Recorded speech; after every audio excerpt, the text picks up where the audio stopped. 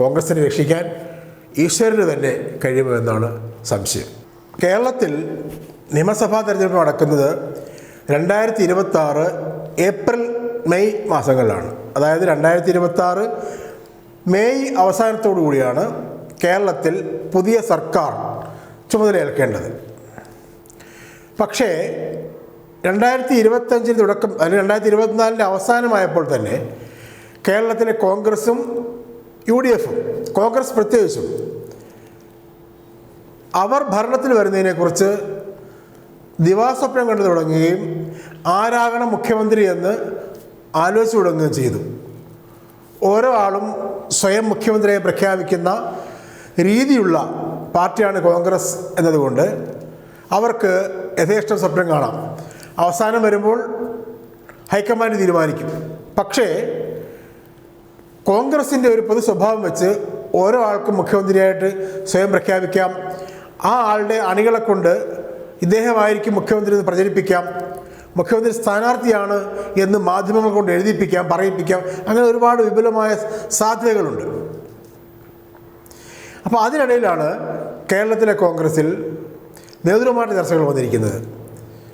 2026 ഇലക്ഷനിൽ ആരധികാരത്തിൽ വരും, LDFന് മൂന്നാമതൊരു ഉഴമ്പ് കിട്ടുമോ എന്ന് UDFന് ഒരു ഉറപ്പുമില്ലാതിരിക്കുക. അതായത് LDF മൂന്നാമത് വരില്ല എന്ന് UDFന് ഒരു ഉറപ്പുമില്ലാതിരിക്കെ കോൺഗ്രസ് വരും അല്ലെങ്കിൽ UDF വരും എന്ന് തികഞ്ഞ ആത്മവിശ്വാസമേ ഇല്ലാതിരിക്കെ മുഖ്യമന്ത്രി ആരും ചിന്തിക്കുന്ന കോൺഗ്രസ് ഇപ്പോൾ നേതൃമാറ്റ ചർച്ചകളിലാണ്.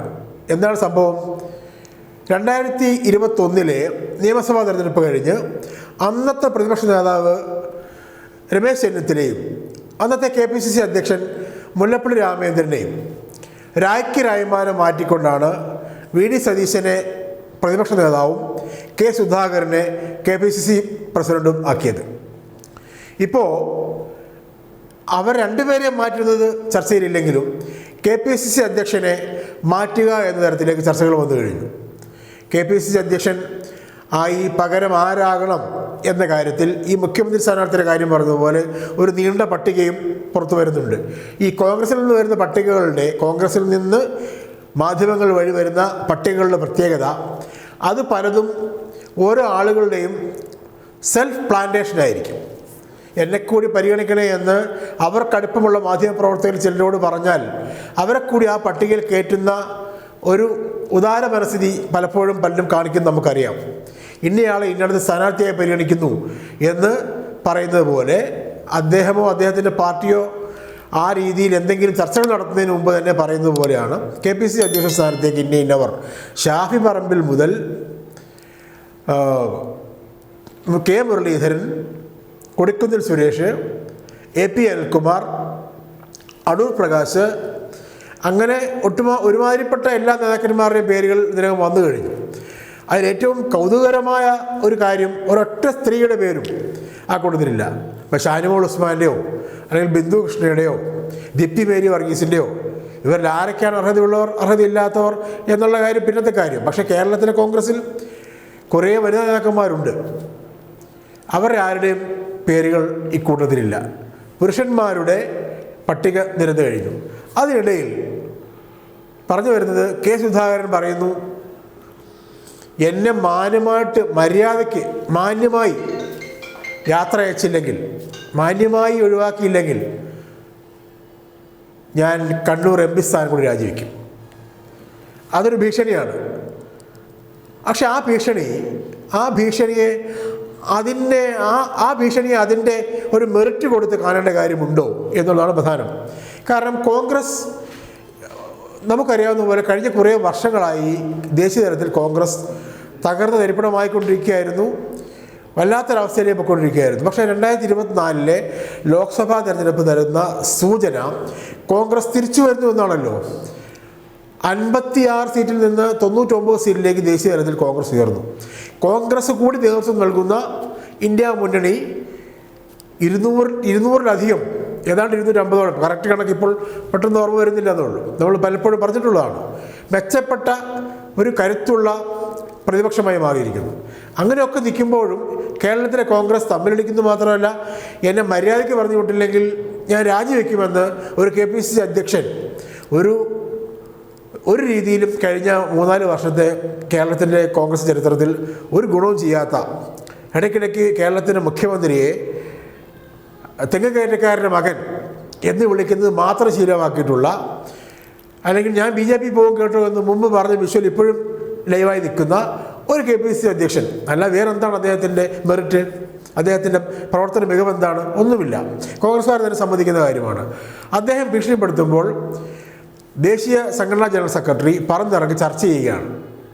ഒന്ന് ആലോചിക്കണം, കേരളത്തിലെ കോൺഗ്രസിൽ മുതിർന്ന നേതാക്കന്മാരെ രായ്ക്ക് രായ്മാനം പിൻവാതിൽ കൂടി ഇറക്കി വിടുകയും ഒരു മര്യാദയും പരിഗണനയും കൊടുക്കാതെ ചവിട്ടി പുറത്താക്കുകയും ചെയ്ത പാരമ്പര്യമുള്ളവരാണ്. ഒരുപാട് കാലമൊന്നും മുന്നോട്ട് പോകണ്ട.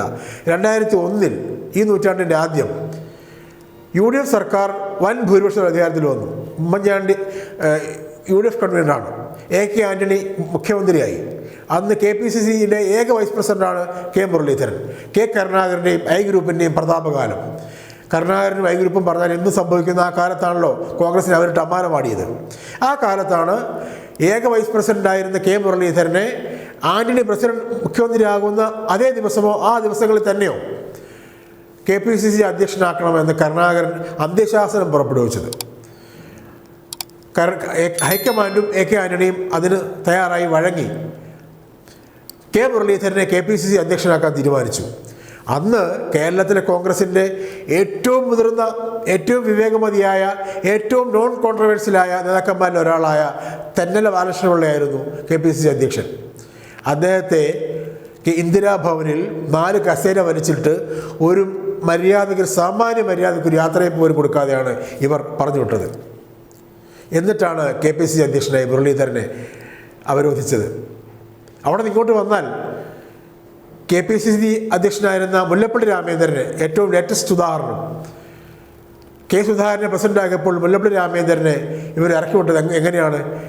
7 തവണ MP ആയ, 2 തവണ കേന്ദ്ര സഹമന്ത്രിയായ, ഇത്രയും വർഷങ്ങൾക്കിടയിൽ കോൺഗ്രസിൻ്റെ രീതി വെച്ചിട്ട് ഒരു നയാ പൈസയുടെ അഴിമതി ആരോപണങ്ങൾക്ക് വിധേയനാവാത്ത ഒരു തികഞ്ഞ സെക്യുലർ നേതാവ്, രാഷ്ട്രീയമായി അദ്ദേഹത്തിന് എന്ത് വിയോജിപ്പുണ്ടെങ്കിലും തികഞ്ഞ സെക്യുലർ കോൺഗ്രസ്സുകാരനായ മുല്ലപ്പള്ളി രാമചന്ദ്രനെ ഇവർ ചവിട്ടി പുറത്താക്കിയിട്ടല്ലേ സുധാകരനെ പ്രസിഡൻ്റാക്കിയത്.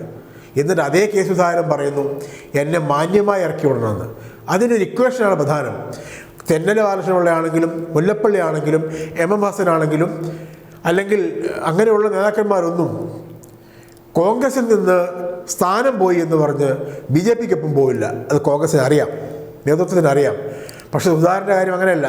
സുധാകരനെ ഇദ്ദേഹം പറയുന്ന ഈ സോക്കോൾഡ് മര്യാദ കൊടുത്തില്ലെങ്കിൽ അദ്ദേഹം നാളെ BJPയിൽ പോകും. ഞാൻ BJPയിൽ പോയാൽ എന്താ കുഴപ്പം എന്ന് ചോദിച്ചാണല്ലോ. ആ വിഷ്വൽസ് ഇപ്പോഴും നമ്മുടെ ചാനലുകളുടെ ആർക്കൈവ്സിലുണ്ടല്ലോ. നാളെ അദ്ദേഹം അങ്ങനെ പോയിക്കൂടാകില്ല.